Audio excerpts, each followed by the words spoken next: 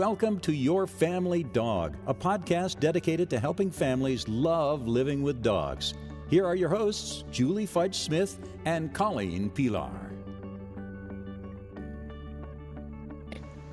Hello, and welcome to Your Family Dog podcast. I'm Julie Fudge Smith, and I'm here with Colleen Pelar, who's going to introduce our story and our problem for the day. Hi, Colleen. Hey, Julie. It's good to talk to you today. You too. We have Halloween coming up. It's turning into fall, and Halloween is always big fun for families, but not always big fun for family dogs. It's an interesting challenge because we think if we enjoy activities that our dogs will too, and it doesn't always turn out that way.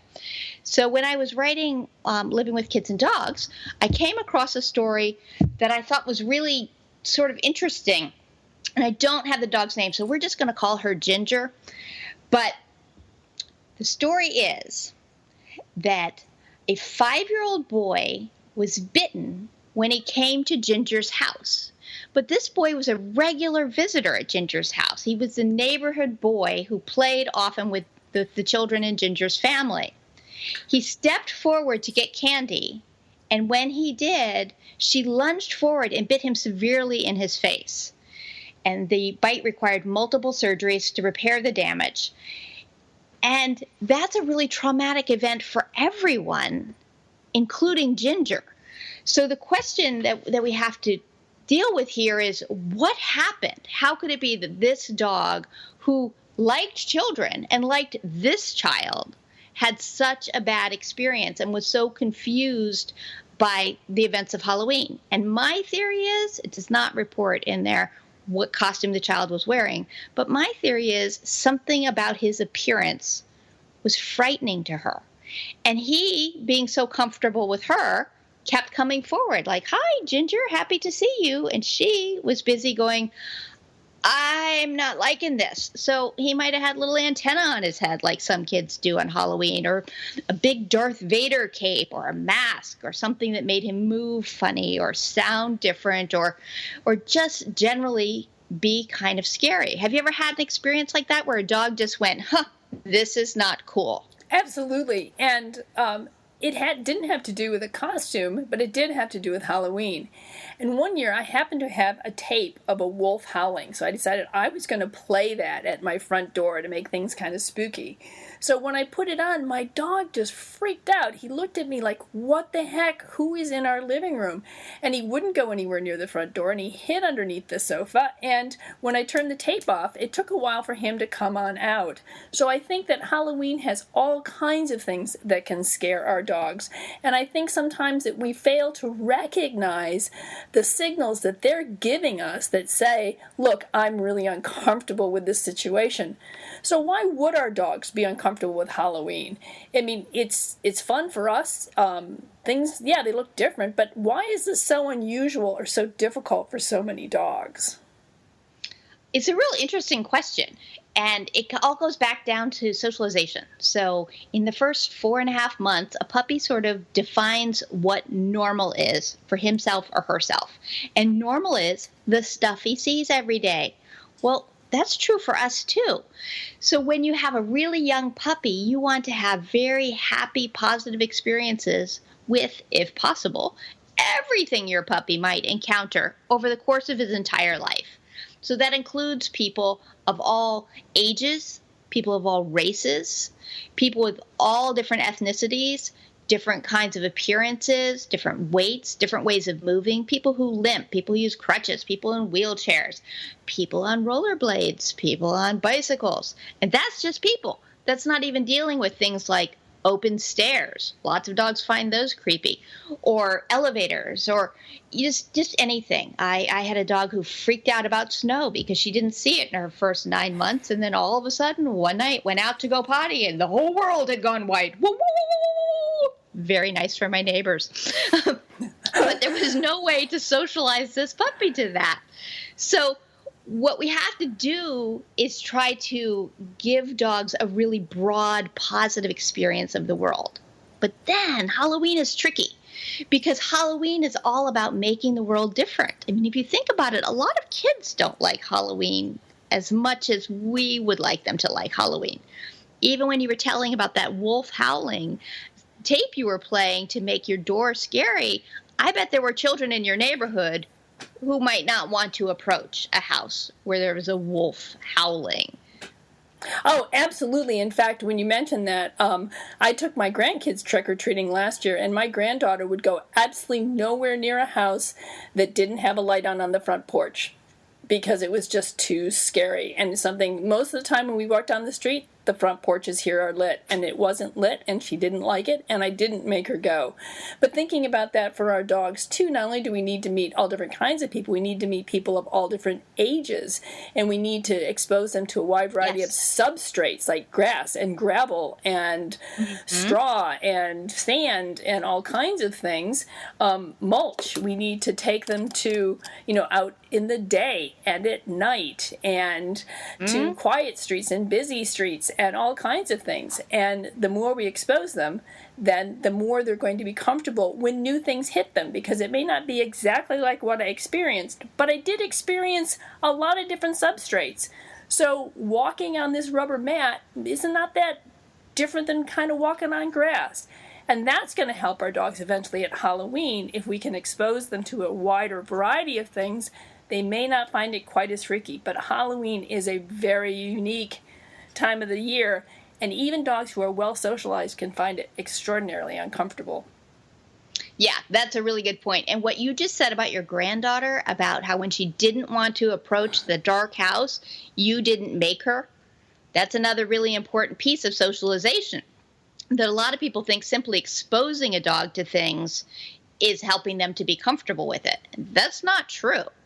That we need it to be a positive experience, and we need the dog to be comfortable and happy. And even when it's a positive experience, we still have to recognize that there's this whole learning curve going on. So I had a really funny experience last weekend. I went to Salt Lake City for the first time. Have you ever been to Salt Lake City, Julie? No, I haven't. It's surreal. It's in a basin surrounded by mountains. So it's like flat, flat, flat, flat, flat, flat, mountain everywhere you look. So it was like, I don't know. It was just, I felt like I was on an alien planet. And I spent the entire weekend going, wow, there's mountains. Wow, there's mountains. And my son was cracking up, and he said, I did that too when I came here. I moved here. He's stationed there now in the Air Force. I just kept going, oh my gosh, mountains. Because we have mountains in Virginia, and they're beautiful. But the view that we have of them builds toward it. It's not flat, flat, flat, flat, giant mountain. It felt like you could reach out and touch them in any given direction. And it was lack of socialization. I was not comfortable.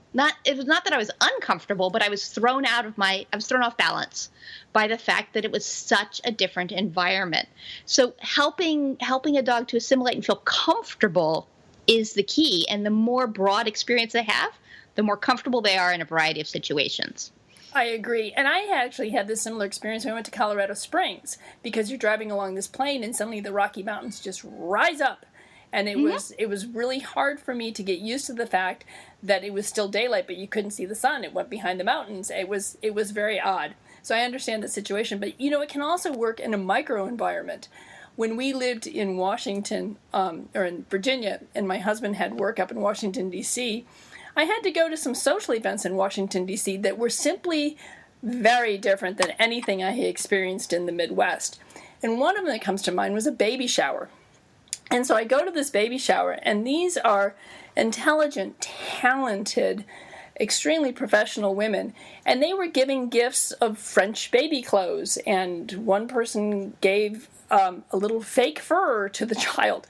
And I was like, this doesn't happen like this in the Midwest. I actually made her a quilt by hand, because that's what we do in the Midwest. And she loved it, and she was gracious about it, and everybody was amazed at the colors in the quilt, because they don't come that way when you just buy them. But for me, it was a really eye-opening experience, and sort of that micro-socialization.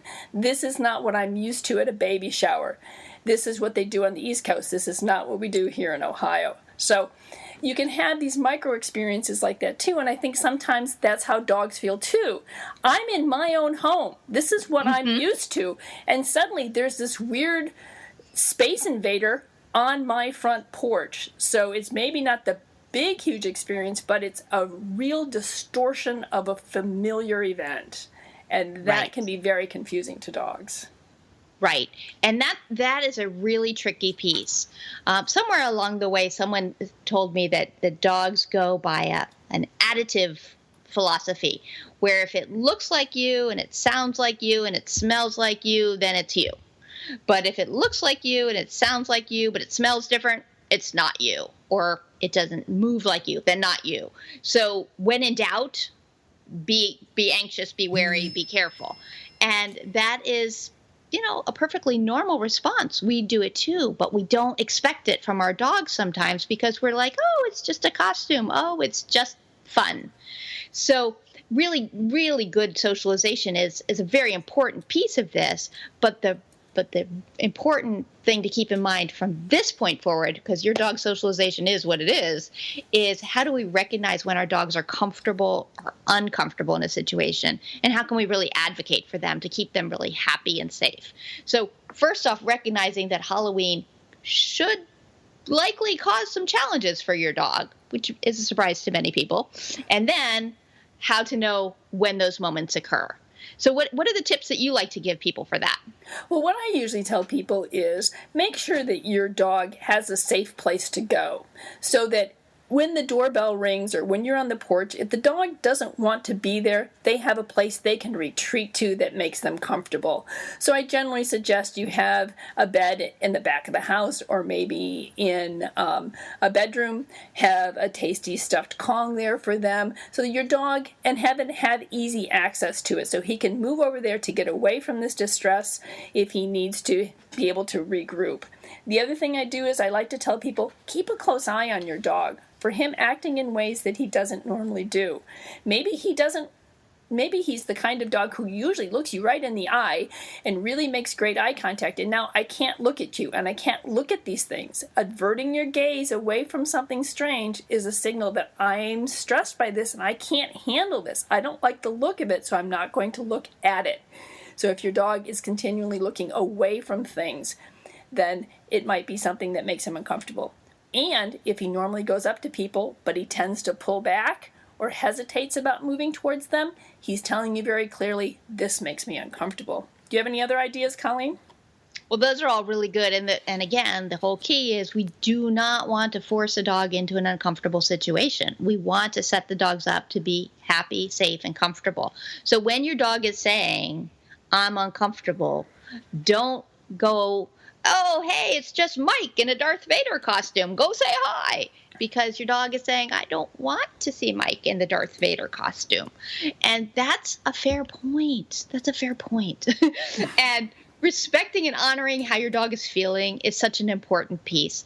So really recognizing the body language piece. And I think people miss that sometimes because we have these really good intentions, but we tend to look at things from the human perspective, where we say, this is intended kindly, this is intended to be fun, so therefore it's kind and it's fun. And that's not always true. That happens a lot with costumes, too. I mean, when you see dogs in costumes, they usually look unhappy. In fact, once in a group class orientation, I passed out pictures of dogs in costumes as part of a lesson in stress signals, because photo after photo showed a dog, dressed up as a spider with a really sad face, or a dog in a firefighter costume looking absolutely morose. So lip licking and, big half moon eyes and turning their faces away from the camera. And yet these were on the products to sell them. So, look, your dog could be unhappy too, was the message I was receiving. But until you recognize stress signals, sometimes you just see, oh, look, cute dog in a firefighter costume. You don't see sad dog in a firefighter costume. So making things fun for your dog is really the key. I agree, and I have done exactly the same thing. I've used photographs like that to say, is this a happy dog? Especially after I've gone through stress signals. And then the chagrin I get from people like, oh my goodness, I did that to my dog last year. I said, well, that doesn't mean you have to do it this year. But the other thing, that I wanted to point out is that dogs will sometimes tell you very clearly they don't like the costume, even whether or not they get a chagrin look, they won't move. I remember we used to play a game sometimes where you have to put a T-shirt on your dog and have them run to the end of the line and take the T-shirt off, hand it to the next dog to do a relay. And some dogs, you put a T-shirt on them and they stop moving. They just stop moving. So if your dog stiffens or freezes, stops moving at all, when you come at him with a costume or put one on, he's clearly telling you, this makes me uncomfortable and I can't do this. And it's not funny. It's not funny. There's so many videos where people are like, look, he can't move when he's in his costume. Isn't it funny that he can't walk? No, he's sad. He's sad. Let's be sad. Let's not be amused when our dogs are sad. But again, it's a matter of education that, really recognizing what your dog is thinking and feeling. Right. And if people want to know more about stress signals, certainly on your website, Living with Kids and Dogs, you have a wonderful gallery of photographs of dogs who are showing stress signals and some very happy dogs. I always appreciate the fact you threw some happy dogs in there too, Colleen. Yeah, we have to have happy dogs. Have to have happy dogs. And then on my website, see the happy dogs. Yeah, and Colleen's website is livingwithkidsanddogs.com. Mine is apositiveconnection.com. And if you go to my blog page, I've got plenty of blogs on stress signals, how to recognize them, and there's photographs on those too. So if you want to learn more, those are two different resources you can look at, and we'll have those in the show notes for episode 2 as well. Well, that sounds all really good. I think that the real idea here is to, look at Halloween as a potentially stressful event for your dog and to really be prepared for that. So if you have a puppy, let's get the socialization going now. And if you have an adult dog, let's really, really, really work on making sure your dog is safe and happy. Next week, we're going to be talking a little bit more about specific tips for Halloween night and making that a fun event for your dog. But I think that kind of covers the basics of why Halloween might be an uncomfortable event for your dog, even though we think it's so fun. Is there anything else you wanted to add to that, Julie? Just one other thing is that it's not just Halloween where we tend to stress out our dogs. Remember, there are other things that can happen that are similar. Themed birthday parties can be very difficult for dogs if all the children are coming dressed up as animals or something like that. Garage sales can be extraordinarily difficult for dogs because their environment is radically changed, and there's once again a big parade of people coming through and they're carrying stuff, so that can be difficult because they're having a major spatial disruption and things are in unusual places. Lots of unusual people are coming to the door. In-home parties such as Tupperware parties or clothing parties where people are trying on a lot of clothes, those can be disruptive to dogs as well. So think about the fact that there are other things that are similar. Weddings, people arriving in a wedding dress. You look like you, you smell like you. No, you don't look like you. I don't know who you are. So formal attire, that kind of thing can also freak dogs out. So remember that like Halloween is a special occasion. There are other things that can trigger the same sort of response in your dog, so keep those in mind as well. So I think that does wrap up the topic, but do come back next week when we talk about specific strategies for that particular night. So, Colleen, I think we have a question. Yeah, we got a question. We're so excited to get questions. We love getting questions. If you have a question you'd like us to talk about, our phone number is 614-349-1661, or you can visit us at yourfamilydogpodcast.com. Yes, I was wondering what your thoughts are on getting another dog to keep your current dog company while you're at work. I have a neighbor who has a 9-month-old mini Aussie that she adopted when it was about 8 weeks old. She's taken it with her everywhere, including to work, so they've essentially been together 24/7 for many months now. She now wants to leave the dog at home while she's at work, and she's feeling guilty, so she asked me what I thought about her getting another dog to keep the current dog company. Just kind of curious about your thoughts on that. Thanks a lot. Bye. So, Julie, what do you think about that question? Do you think it's a good idea to get another dog to hang out with your dog when you're at work? Well, Colleen, I think this is one of those it depends kind of solutions.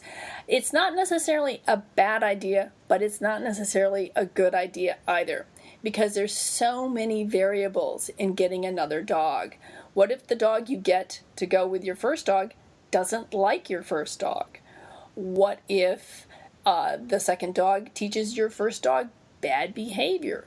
What if your first dog actually has genuine separation anxiety and getting another dog isn't going to solve that problem?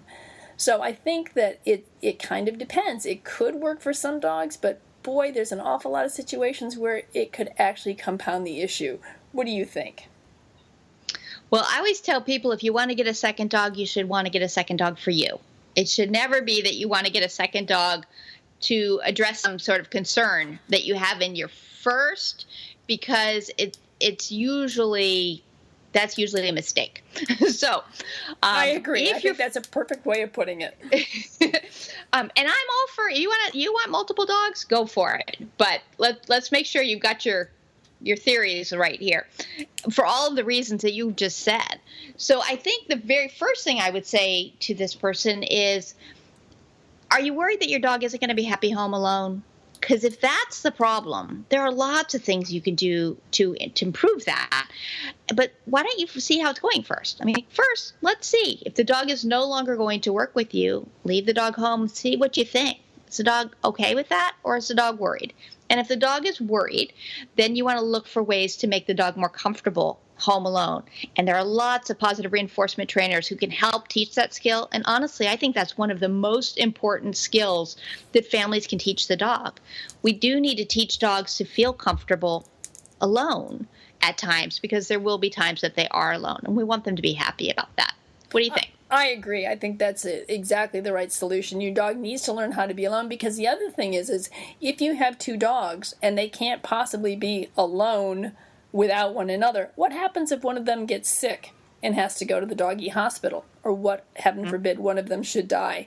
You're back to the original problem. So I think it's really important for dogs to learn how to be alone. Not only alone without you, but alone on their own.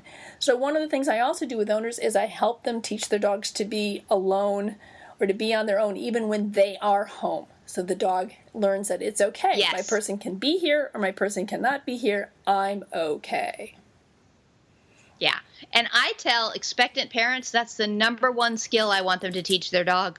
I mean, there are multiple things I want your dog to learn before a baby arrives, but being happy alone in another room when they know you're home is a particularly challenging skill for some dogs. And we're not saying we want you to be, leaving your dog separate from you all night. You work all day and then you come home and say, and now it's time for you to be in another room. But we are saying for little short periods of time, we want this dog to be happy, comfortable, relaxed, alone, separated from you, whether you're home or not. And that is a hugely valuable skill that I think, people could benefit from too. I like to be alone sometimes. It's a good thing. I agree. I'm right there with you. There are times that I really enjoy being alone. So I think that'll do it for this time. Thank you so much for listening to your Family Dog Podcast, and we'll see you next time when we talk about actual solutions for Halloween night. Thanks, Colleen. Thanks so much. Thanks for listening to Your Family Dog. Got questions? Interesting ideas? Colleen and Julie would love to hear them. Call 614-349-1661 or visit www.yourfamilydogpodcast.com to share your thoughts.